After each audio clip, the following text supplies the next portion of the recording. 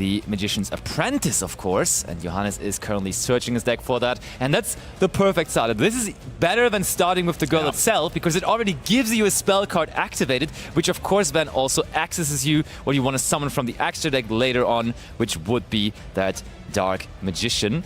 I would have said, but I'm not even sure. Like, I'm looking for the extra deck, but is he even running that? I cannot imagine that he is not. Probably. So Yeah, I mean, that's what the whole engine is about. Oh, and there's Griffo as well right away. We are riding the wave. Good start for Johannes. You know, I was thinking, how do you even bridge into the Light and Darkness Ritual engine with all of those cards? But, of course, then it struck me, Xena's Deceiving Doll Maidens, the new Link 5 from Chaos Origins that just sends any monster from the deck to the graveyard. And then, of course, if you choose the Skull Archfiend, you're going to have a good time. Or you just draw the Griffo, and Griffo gets you Mind Shuffle, and then Mind Shuffle, of course, gets you access to that Skull Guardian or Skull Archfiend of Chaos anyways. And there's the ritual. I'm really impressed already, even though the weekend has just started. Of course, yesterday with Josh Kelly's strong performance with the deck, how strong of an engine that is. Yes, you are sacrificing a little bit of consistency with the deck because there is a multitude of bricks, quote-unquote, you play in that deck. But the card quality of the cards that are playing and you're running is insane to me, because both the Griffo is one of the most powerful quick effects that you could ever imagine. Like, setting a card on your opponent's turn. Labyrinth generally was a good card already, but now also able to activate that immediately on that turn is crazy good.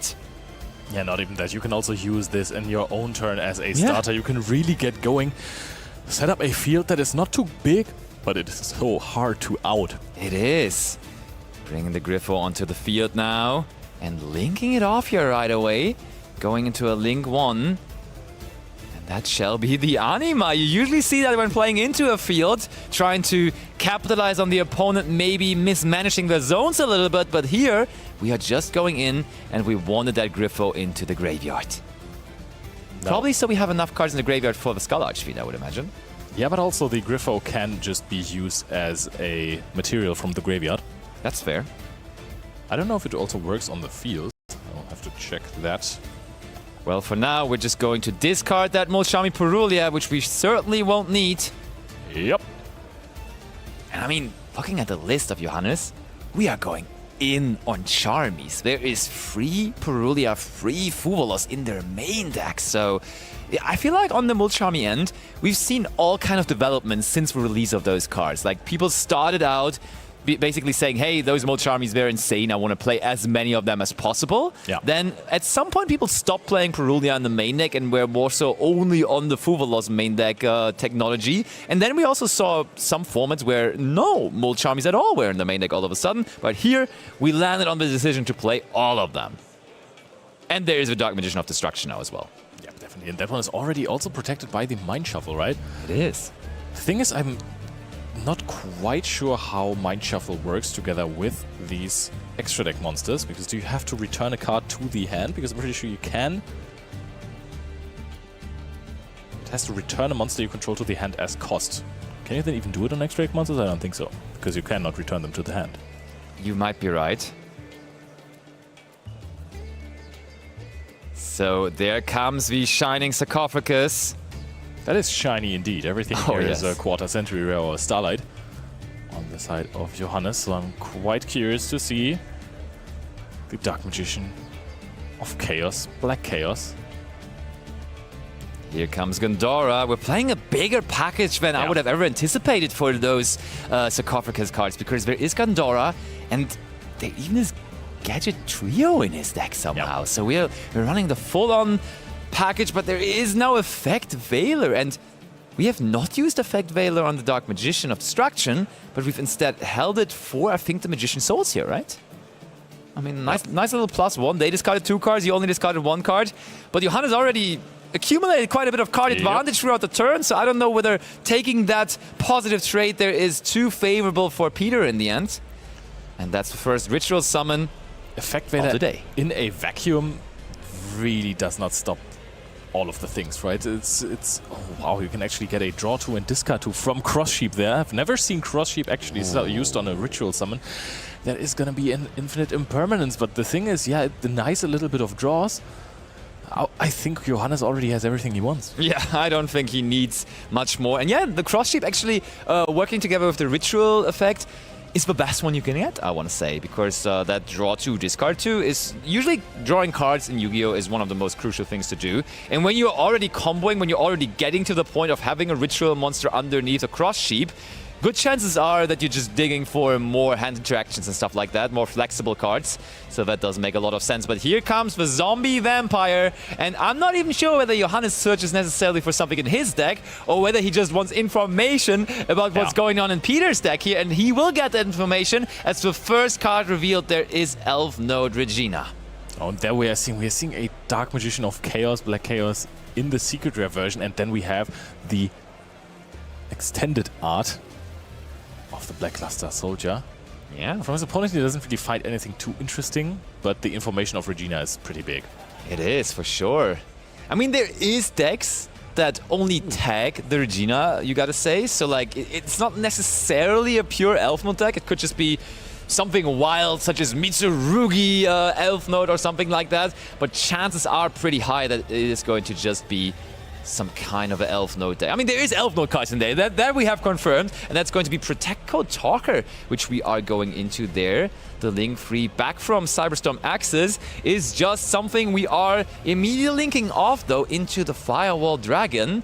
And, yep, wow, we linked it off because it has a quite powerful graveyard effect, bringing itself back, triggering the Firewall Dragon right away to recycle the Diabell. And now we can go into our Azamina engine as well. Crazy. In case we haven't comboed enough yet, we can now really go hard. I was told before by players this is a Link Climb deck, and I hadn't really believed them since, you know, Mind Shuffle, the end field of the Light and Darkness Ritual deck is rather simplistic.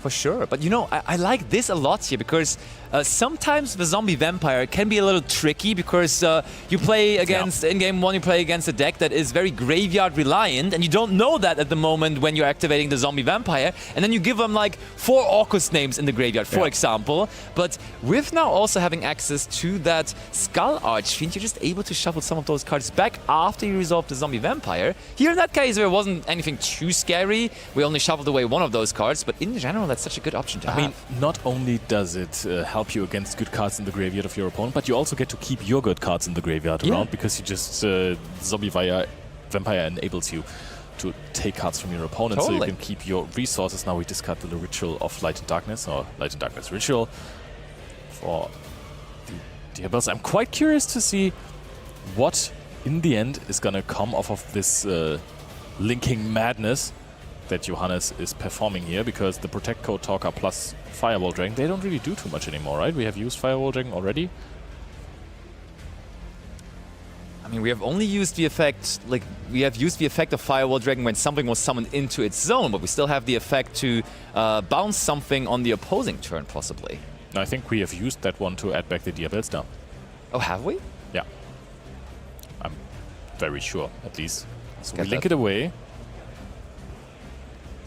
I mean, we can special summon. Did we special summon out the Diabellstar, the Black Witch? We had that in our hand, but we discarded the ritual for it. So I think we rather summoned it on its own terms. So yeah, we summoned it on its own terms after adding it back with the Firewall Dragon. So we did use that effect already, which of course makes sense when we are now finally linking it off. And now we are using the Xena's Deceiving Doll Maidens to send an Ash Blossom in Joyous Spring. Wow. So I am quite curious if we're going to have a way to retrieve that, and I think that is just going to be resummoning the Firewall Dragon somehow, and then being able to bounce once again. That doesn't seem too hard. It's just not stopping. That's I mean, I was intrigued by the deck list that we saw immediately, but this looks good. Seems like Johannes has once again brought something really, really powerful, and that is the theme for him as well. Like, he is switching up decks, and he's piloting all of those decks so perfectly. Has had a real good time in the Genesis format as well over the last year after attending the World Championship in Paris as well. It doesn't really matter what format it is. It doesn't really matter what deck it is, but he will make it work. He's really a powerhouse, and he can adapt so quickly and so so nicely. And now it is with the new Light and Darkness Ritual cards paired up with the Azamina cards. Now it's a power queue, and now we already know how we're going to get our Firewall back. That is going to be super co-linked, because if you banish it and summon the Firewall under the Maidens, then you're going to get the Abawaku back into the left main monster zone, which is going to give you a double co-link of the Firewall Dragon, which means you get to bounce a card from your opponent and add back the Ash Blossom, or you just add back 2 cards in your graveyard. I don't necessarily think that we have something too crazy as interaction on the opposing turn, but that is a field, because the Firewall Dragon just says once while this card is on the field. So if you basically loop it, as Malice does, for example, because yesterday we didn't see it in the playoff, but there was a way in Enrico's deck to summon the Firewall Dragon 4 times in 1 turn. You get to bounce a lot. That is true indeed, and Pieter has already activated 2 cards on Johannes' turn, meaning he will only go in here with 4 cards in total into this field that Johannes has created, and he's walking his opponent through what is going on there and what kind of interactions he has. But the big question is, do we actually have some kind of access? Oh yeah, of course we have access to the Black Luster Soldier, just 1 Mind Shuffle activation away from getting it, so no need to worry about it there.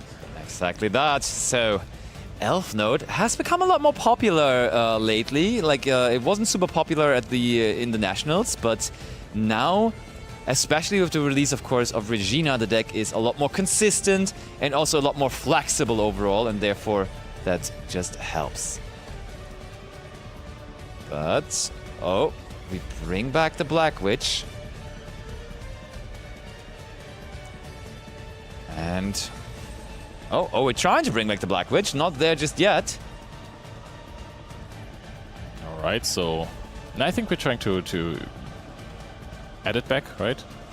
Or do we just go for a power? Oh, wait, we're still on our own turn, no? No. I don't think so, no. Pieter drew enough. Yeah, Pieter is on 4 cards already. So this is definitely already Pieter's turn.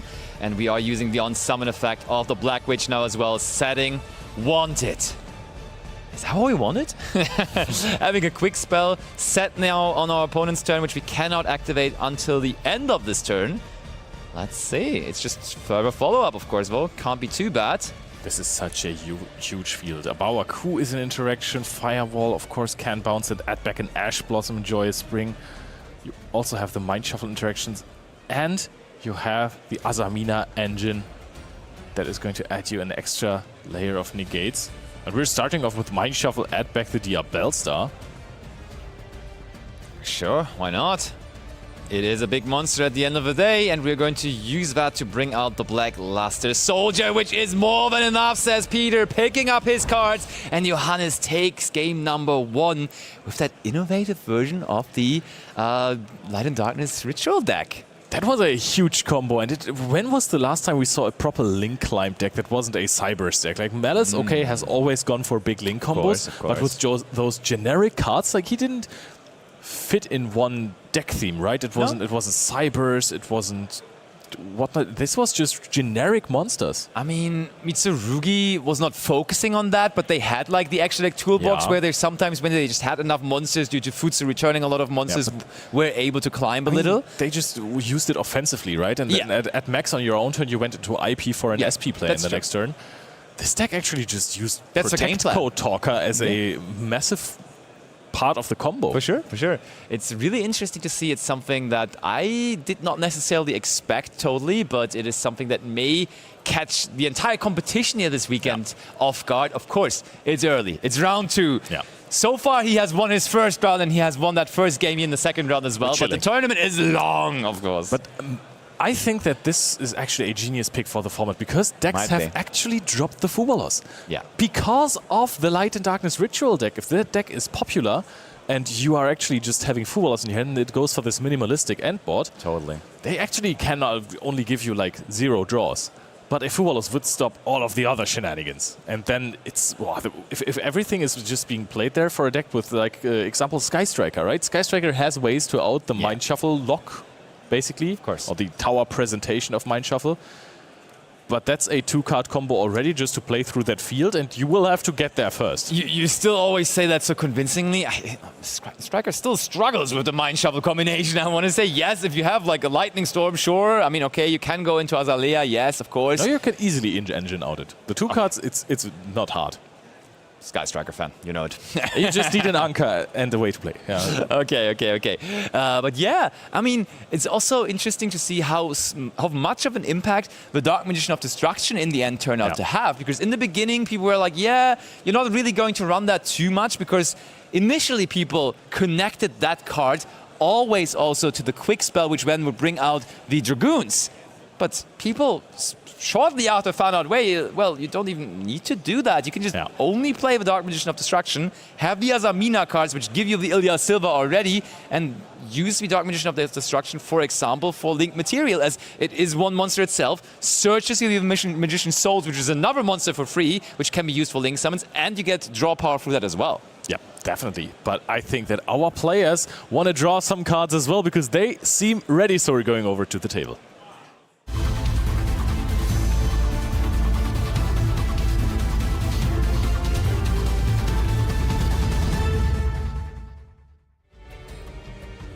And here we go.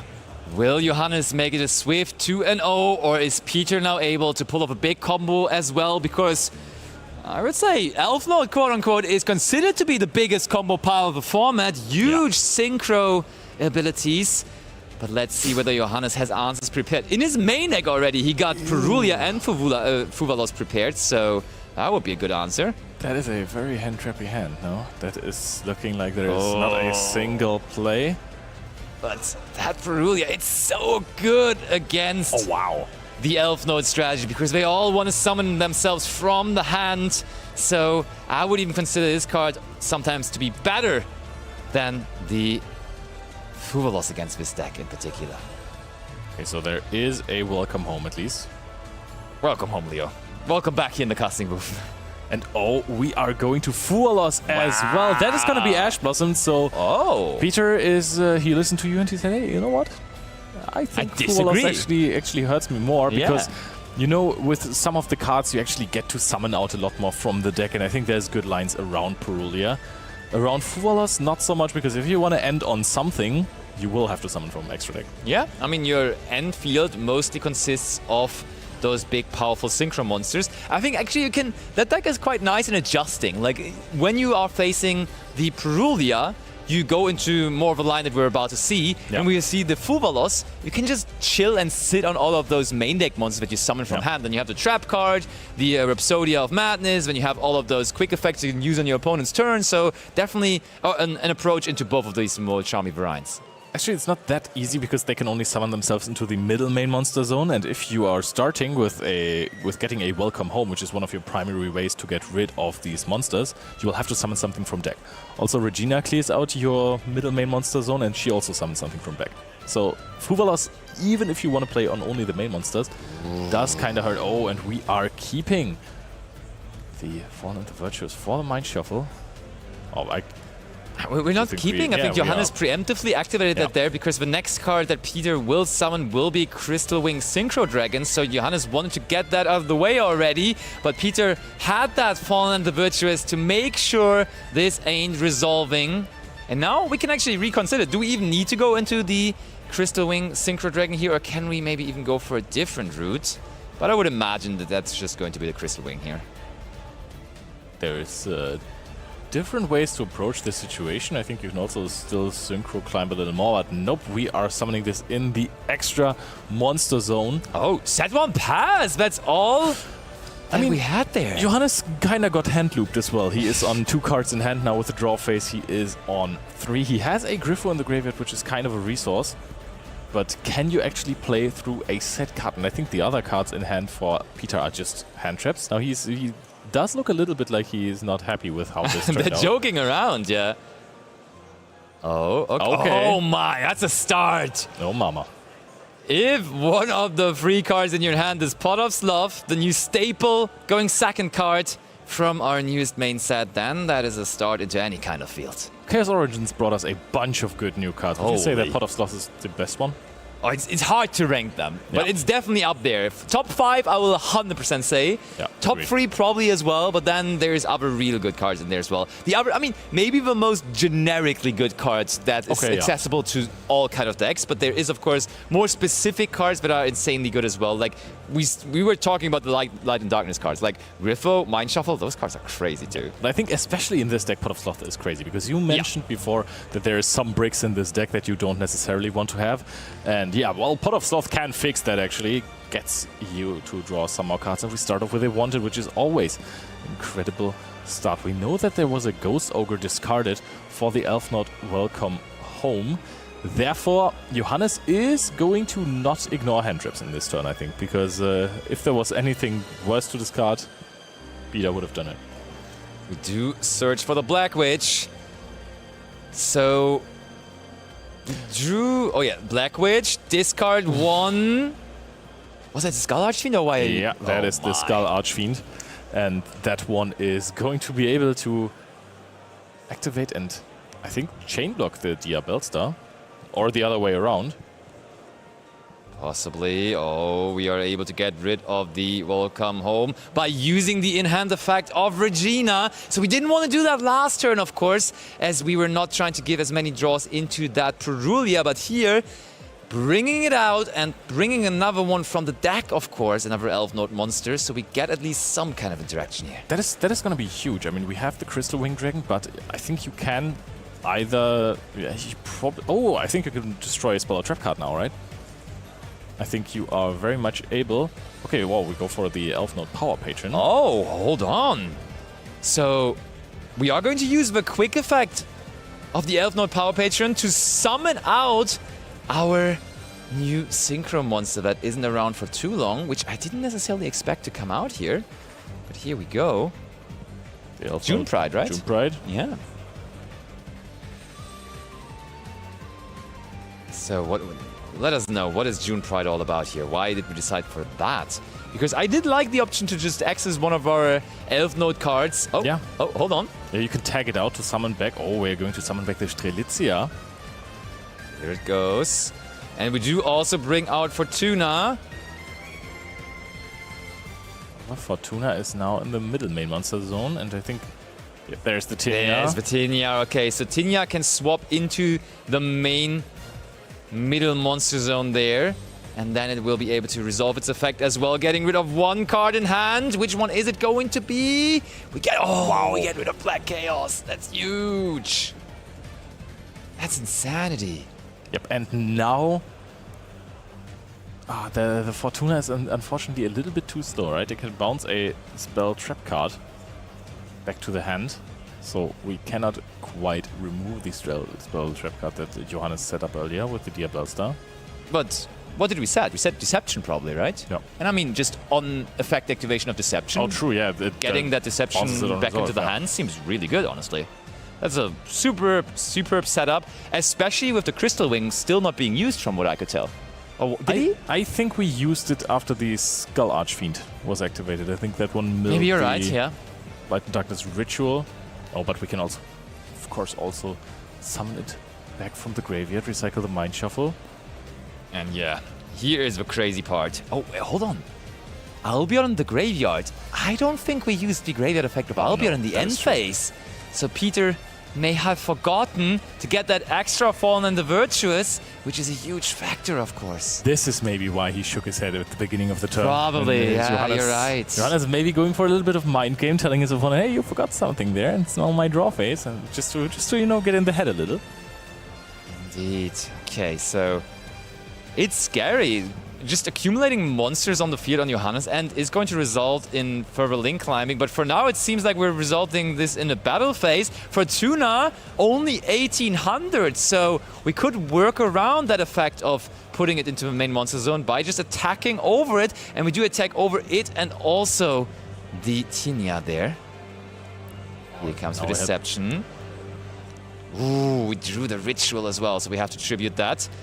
Solemn Judgment. Okay, yeah, that was a little late. We can do it on the activation. Oh, okay, so we are currently discussing now with the judges how this was handled, because Johannes was very quick with discarding something because he probably didn't anticipate the Solemn Judgment, so he didn't really give Pieter the time to activate Judgment on activation. I don't think that Pieter wanted to wait for the discard cost and then use the Solemn Judgment, but maybe the judges will interpret it a different way. This is why we're sitting here and we are not the judges. But now, of course, you can also negate the Hallow.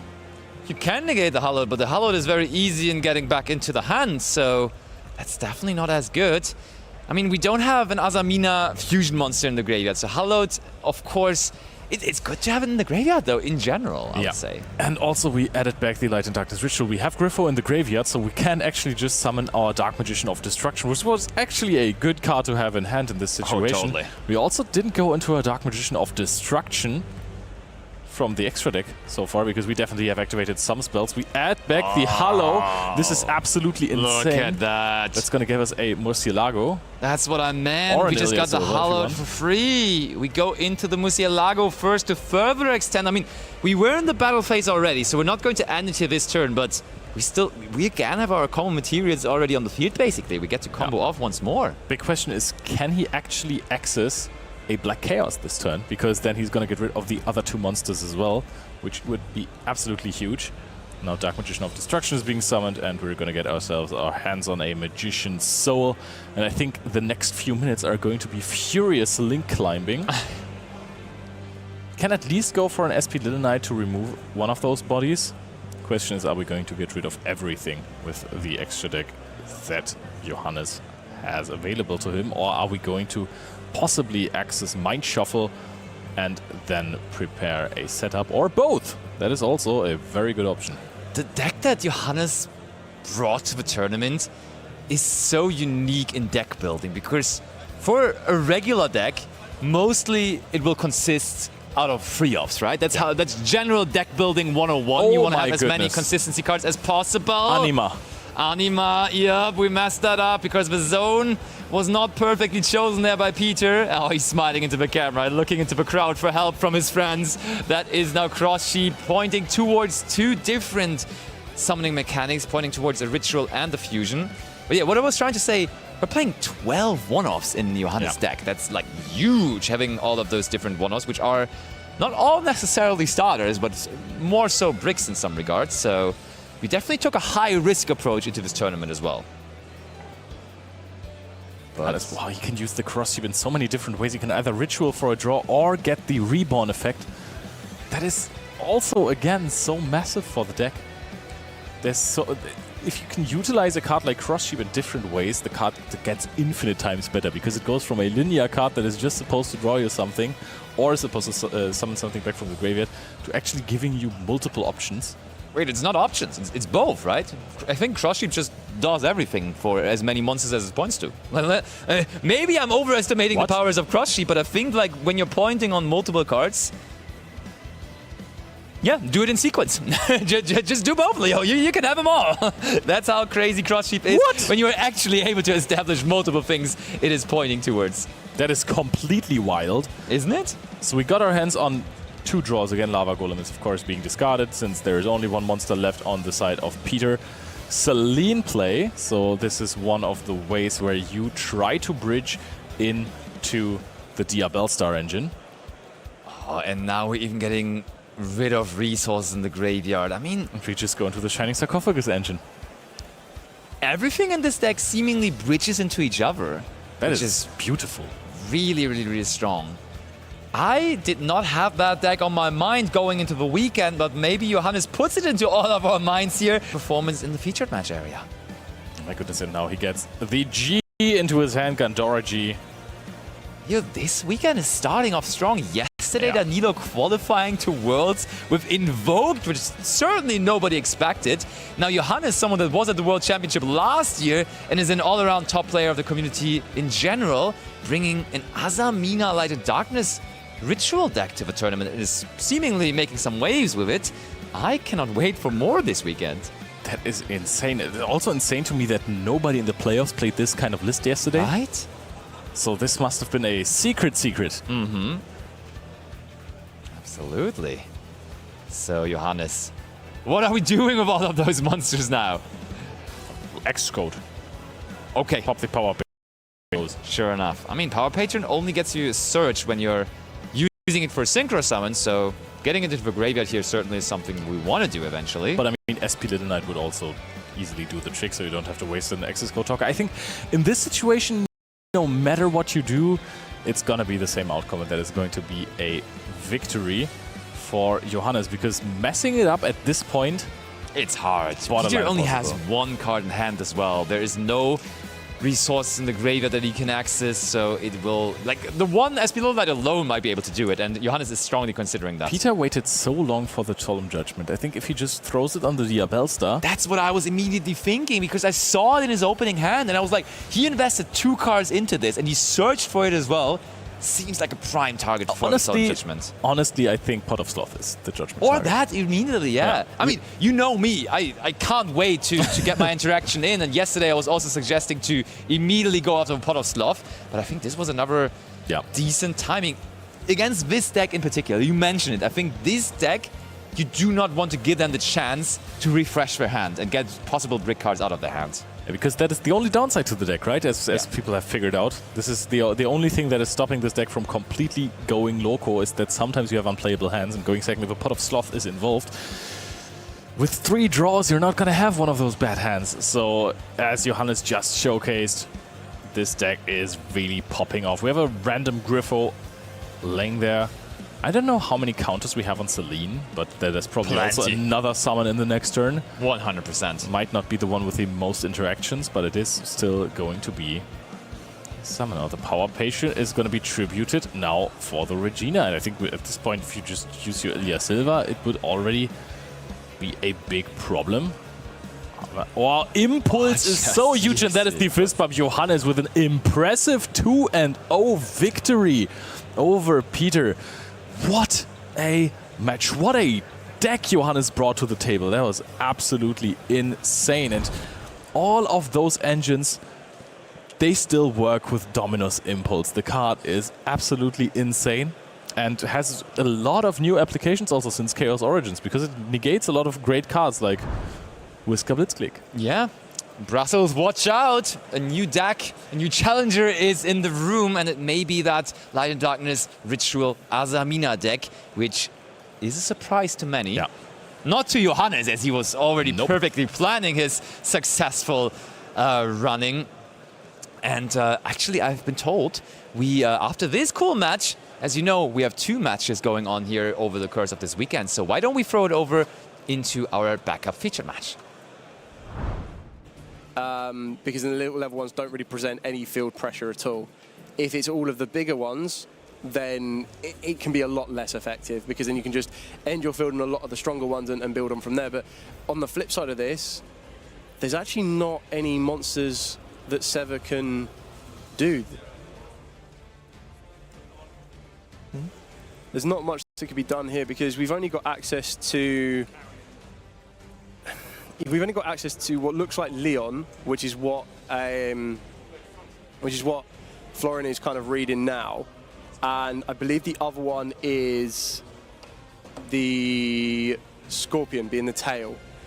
So, and then having access, Release is a great card to have, as the Enneacraft Reset, but if you don't have anything to follow it up with, it's not that good. I was thinking about this, that we have set 2 monsters, but we truly do not present any real field pressure at this point, because all our cards are depending for how Florian is going to play his turn, and later, if we manage to bring those resources up to trying to interact in turn 3. Yeah. Let's see what we start off with. So that's actually a very, very good start in there from Florian. So starting off with the Power Patron Portal Terminus. Is actually going to be able to get us access direct to the Power Patrons. Now, the one big thing about this is once we've resolved this, we're not going to be able to attack with anything apart from the Power Patrons at this moment in time. So that could give Sever another turn to survive. Yes, and I want to see how Sever is going to utilize his cards, because Leon needs to opponent to activate a card or effect in response to your card or effects in order to activate his own effect, which is you can change this face down card to face up defense position, return up to 3 cards from the field to the hand. So I believe the correct spot is to wait for the Call by the Grave to be activated on the correct time in order for Florian to interact with the Call by the Grave, so you have a chance to activate Leon into a mini established field and trying to stop him from generating more advantage. Yeah, exactly that. And just kind of reading the graveyard effect of the Enneacraft reset on this one. So this will allow us to get access to putting back another one of our Enneacraft monsters to face down defense vision, which can be quite effective depending on the scenario on this one. And it's only if they activate a card or effect while it is in the graveyard, you banish it, change an Enneacraft monster you control to face down defense vision, up to the number of cards in your pendulum zone. So actually at the monster there is 0. And I liked how Florian played his turn right now, because he did not want to activate more cards, because he knew that in the main monster, in the center main monster zone is Leon, so he just waited to attack with the ELFNOTE Power Patron, and now mid-use the Pure activates the effect to bring another ELFNOTE Power Patron, and now he will activate the effect. Yeah, very well navigated here from Florian, and Sever is currently, not sitting on a huge amount of interaction here. So we're building ourselves up into a synchro play here. We're just trying to see what may be summoned. So he's going to go for the 8B and the Omega. This is actually quite interesting, because I think Omega can trade off with the last card in Sever's hand, and that gives you a little less to worry about, which could be quite useful. I believe the Call by the Grave is going to be utilized here to get rid of the Power Patron. And I want to see if Florian right now understands that if he interacts, Leon will be triggered. If now he doesn't do anything, yes, Leon is just a card in the main monster zone that cannot activate the effect, since we don't have anything to trigger him right now. Very well played from Florian. I really like that. Yeah, very, very well controlled. We've got a lot in our hand as well. So if we activate our Omega, we take away that Enneanopolis, get the information that it is now a known card. I wonder if there's going to be... I don't think he needs to do much more. I mean, the Leon can still be quite fretful, because flip the Leon up, it's a 3000 attack monster. Ooh, however, I think we just top deck something good. Ooh, okay. So we flip up the Leon. Now, Leon's flip, like face-up effect, isn't as restricted as the rest, but we're definitely going to get some attack here. Oh, so I was between if it was release or reverse, but if I understand correctly from how the turn went, I think that it was reverse, which is with an empty hand, it cannot... Yeah, it is reverse. So we have to trade off for our own Leon, which I suppose you have to believe in the heart and the cards on this one, because trading off with Leon, is there going to be an Ash? There is an Ash. Oh, okay. So that leaves Leon in the field in a tap position. We're going to use the Enneanopolis to try and return it to the hand. And I'm assuming we're going to try and reset it. Yeah. Okay. And then we're going to pass this over to Florian. Is there anything more that Florian can build on? We do need to just see an ELFNOTE monster, and I think we'll start to come back. So we're going to get the Omega back, which is fairly good here. We can attack the Leon, clear the Leon off the field at least. We do know that there is another Terminus in Florian's hand, but is there anything else that can follow off the back of this? Yeah, the only thing that I didn't like about this, it was that Leon has 3000 attack that Omega cannot attack over it. But right now, since he's in defense position, Omega has higher attack, and thus he can just go through battle phase and clear Leon. Yeah. Concerned that there's nothing more. Oh, okay, there's nothing more from Florian here. That's very interesting. We do have the reverse in the graveyard, so the Leon will definitely be coming back to the hand. Sorry, no, the release on that one. So we're going to use the Power Patron. Yeah. It's not looking so great for Sever, but we do also need to keep in mind that Sever is still at 8,000 life points as well. And there is 13 minutes on the clock. A lot can still happen depending on that one card from the top of the deck, but I do believe that there was a draw Lockbird in Florian's hand, which again, it changes the tide of this duel back in Florian's favour one way or another. we can still use the effect of Omega to just banish the card from Seaver hand. Yeah, I suppose you take that 50-50 chance risk during server's turn. You already know the Enneanopolis, you don't really want to be taking that away. It has no direct value right now, having multiple copies, but okay, that's interesting.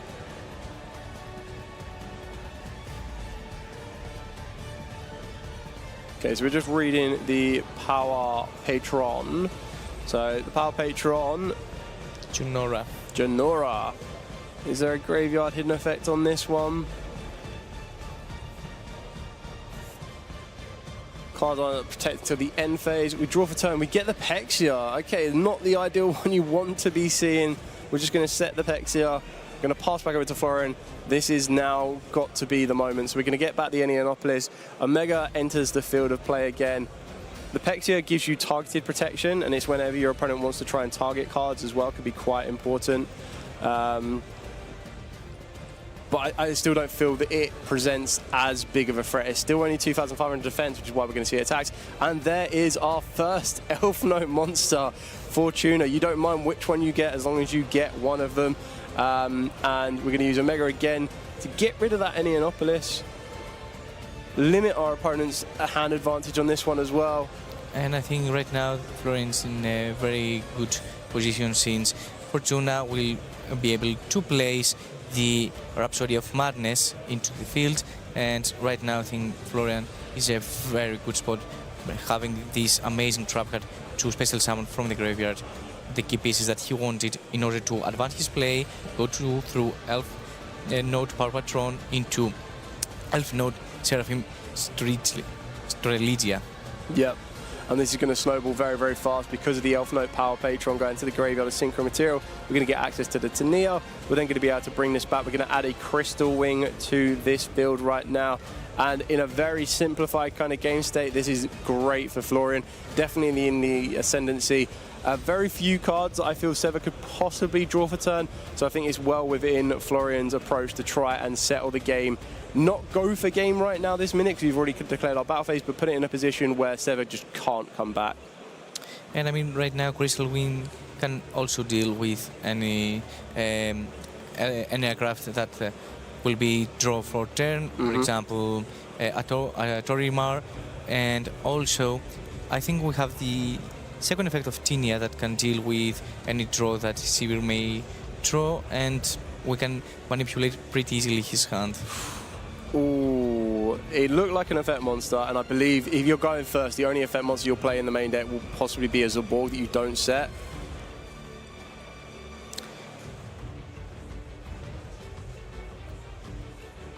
Yeah.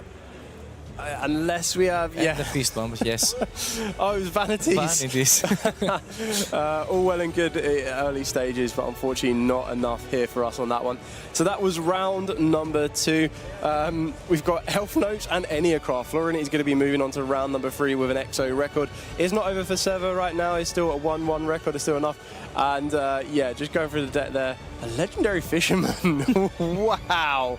That is a blast from the past.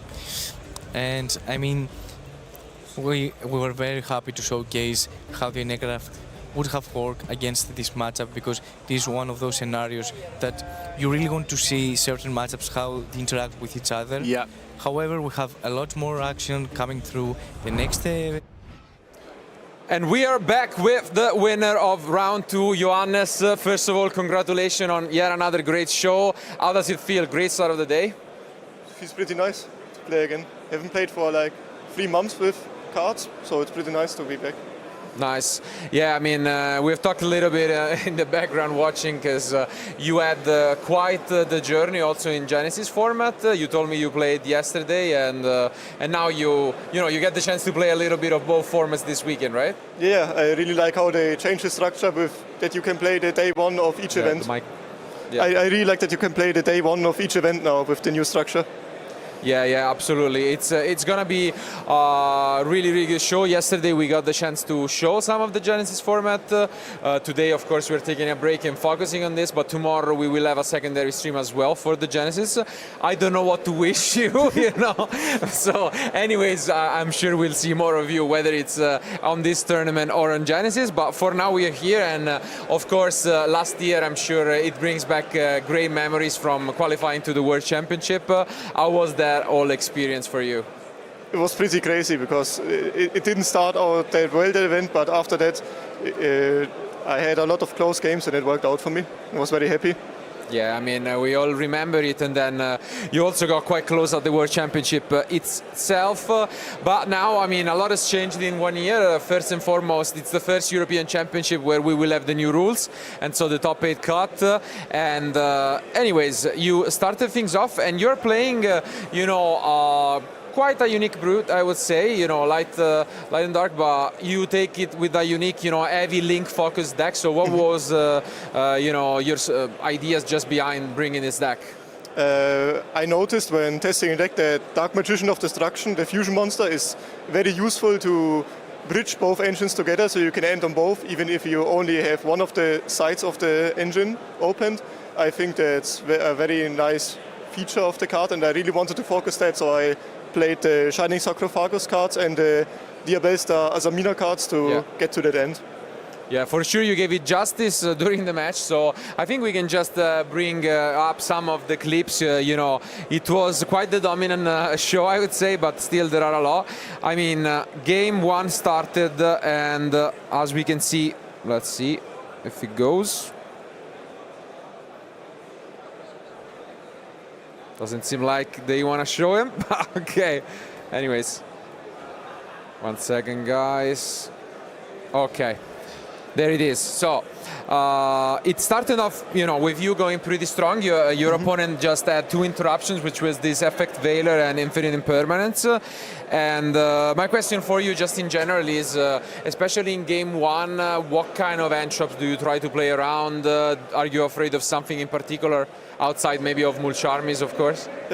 Yes, so the soft hand traps that aren't like the Mulcharmies or the Troll and Lockbird usually are pretty doable to play around, because they can just use the rest of the bodies and link into a different place and go after that. But I call them floodgate hand traps, or the Mulcharmies and the Troll, I think have a bigger impact on you. So if I look at my hand, I try to set up best before I can get rolled, for example. Or so I don't have to commit too much into a Fubolos to give them too many draws. And the link climbing part, which is the same turn, is exactly what we saw in terms of being able to play through these, as you call them, soft interruptions. And again, it was the show of this firewall combo. Maybe you can tell us a little bit about the line that you want to go with it, sending the Ash Blossom as well from deck. Yeah, so the main idea behind the firewall is that you use the Magician Souls to send the part of the engine, either the Black Chaos or the Diabellstar, to add it back later with the firewall, so you can get to both engines on the end board. And then after that, I use the Abao to summon back the firewall, so I can use it on the opponent's turn again, the firewall. Because it's once per face up on field, so you need to reset the body on the field. But because it's calling to many monsters, I can also use the Zena to send a hand trap as an additional disruption. Yeah, and it worked out perfectly here. Again, your opponent was a bit unsure on what to go for. And as well, you got the information because you went for Zombie Vampire. When you saw, there wasn't a lot of cards revealed, but you did see an ELFNOTE card. What were you expecting, walking into the event? Is it a deck that you prepared for as well?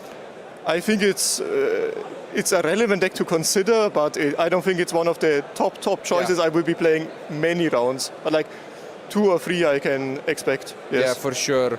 In terms of matchups, so walking into the event, what do you think for your deck is, the best or the worst? The best matchup is probably Branded, I think, because the Chaos cards work well into them, because they don't target a lot of your monsters. The ritual monsters are unaffected by cards they don't target. And I think one of the worst matchups is Q-Tune, because some hands can be a bit bricky, a bit many bad cards, so you can pass to one hand trap. Yeah, the ending, of course, was a bit too much. For for the next clip, we can see that the ending was really a bit too much. Yeah, just look at this, full field. Your opponent had just a few cars left, and your strategy worked out. You had this Ash Blossom taken back, and of course the BLS with the beautiful extended art version. Do you have a favorite one from this new rarity? Is it the BLS or? I really like the Chaos Angel. The Okay. Chaos Angel of Rim, I think that's really pretty. Yeah, it's pretty sick. I agree with that for sure. But then, this is just the end of game one. We move to the side deck, and of course things change a little bit. And as we can see in the next clip, immediately, you open and you have both Mulcharmies. Which is also an interesting decision on your end to main a lot of them, no? What do you think about Purulia, this format? I think the deck has a really strong engine to push if you have many cards, so I think it kind of leans into playing more of those cards, so it has many cards to push, instead of cards like Impermanence, which just try to one-for-one trade the opponent on his starters more, because you don't have that much space for this non-engine anyways.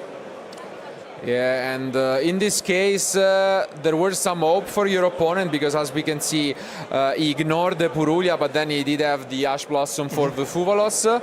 But then there was, as shown in the next clip, another form of interruption, which is the Grifo, no? Which he also had the Fallen of Virtues for. And in this moment, I think you're not feeling maybe the most confident, right?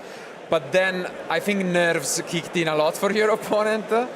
Yes, I think he got a bit anxious and forgot some effects. Yeah, and the first of these effects, as we can see here, he set up Crystal Wing, Solemn Judgment, but then he doesn't activate the Albion. So loses. Of course it happens. It's still early in the round. Future match nerves can come in clutch. And I think, as we can see exactly as well in the next clip, the match took a very strange turn, because you open the pot of slot. It was also a decision there whether he should Solemnate, but then he doesn't, and I think the game just escapes out of his hand, because as we can see at the end, again, a little bit of nerves. He forgets to activate the Solemn when you flip the Deception. I think that's what went through, no? And sometimes it's just a matter of nerves. And in general, do you have any suggestions for players who have not played at this level of Yu-Gi-Oh? What are the ways that you can prepare for such a match? I try to not take it too serious, too focused on winning that much. If you focus on too much, I think you get more anxious, I feel. Yeah. If you just try to have a nice conversation with your opponent, sometimes as well, something happens, something funny, for example. I think it's a lot easier to keep the nerves. Yeah, it's definitely trying. Also, I guess not to think about too much the bigger picture, just take it one round at a time, and as you can see, but I think it's easier said than done sometimes, especially on stage, and when you know that there are thousands of people watching, so fair enough to him. But then let's just bring up one last clip, because at this point, once he flipped that Solemn, you were free to combo off, and you showed us that the deck, as you mentioned, just with engine can break a field. And what is, if there is, just as the last question, the favorite card in the deck for you? Do you have one? I like Black Chaos the most, the guy who places the trap on the field, because he has a special summon effect where he can summon himself on the field by returning a ritual, and then he's just unaffected instantly. So he's extremely strong against many decks out. If they don't have a way to disrupt the graveyard, it's just banish 2 non-targeting. That's extremely strong into many decks if you can get to that point. Yeah, and in fact, when we saw your opponent sniping it off your hand in game 2, we got a little bit worried. But in the end, you showed us why you are a player that already went to the World Championship. So we wish you best of luck, of course, to maybe make it again. If not, maybe we'll see you in Genesis on Sunday. But regardless, good luck for the rest of the tournament. Thank you for being with us, and thank you, guys. So this is it from the main event. But I'm pretty sure we're about done with the other matches, and we'll be back soon with more content live here at the European Championship 2026.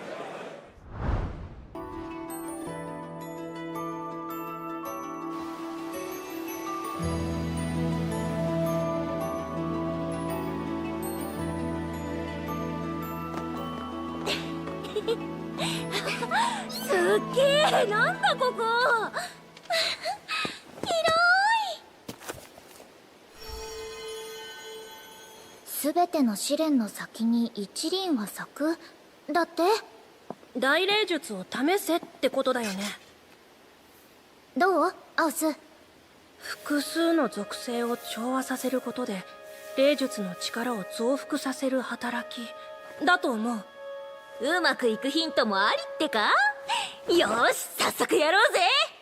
ちょっと待って、私たち、特にヒータとアウスはもうだいぶ霊力を使っちゃってると思うの。あれくらい全然大したことないよなあ。アウス？こんなこともあろうかと。回復薬だ。ゆうべ作っておいたんだ。最後に全力を出せるように。やるじゃん。すごい、さすがアウスね。エリアもね。エリアちゃん？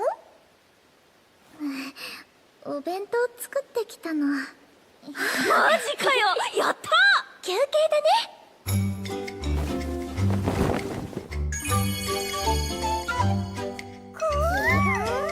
ブヤブンブヤブン。いただきまーす。はーん。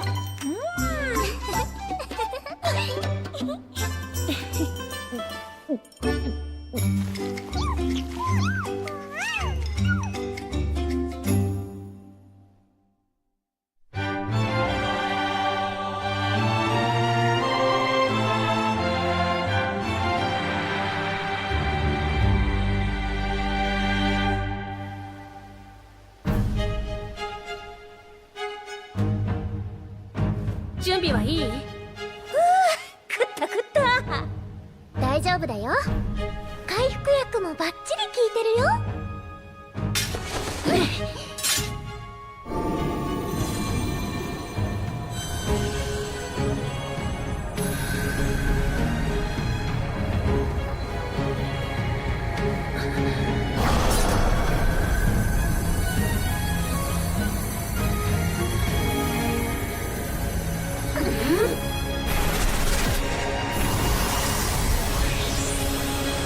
ここまではいい感じだね。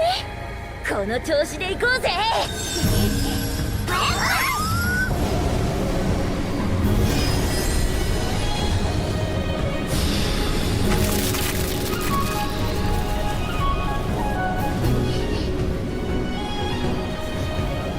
ギガギガ。